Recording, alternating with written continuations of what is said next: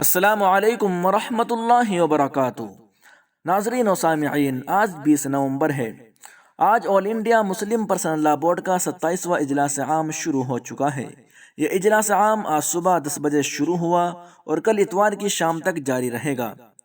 یہ اجلاس کانپور میں منعقد ہو رہا ہے، جس کی صدارت حضرت مولانا رابع حسین ندوی فرما رہے ہیں۔ پرسنل لا بورڈ کی اس میٹنگ میں ملک کے بہت اہم لوگ شرکت فرما رہے ہیں۔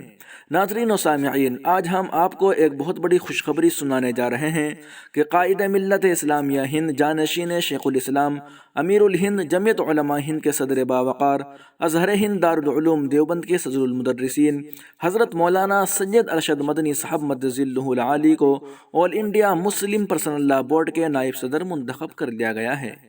سبسکرائب کیجئے محاسن اسلام یوٹیوب چینل کو اور بیل آئیکن پر ضرور کلک کیجئے تاکہ ہر طرح کی اسلامک نئی ویڈیو فوراً آپ تک پہنچے۔ شکریہ، جزاک اللہ۔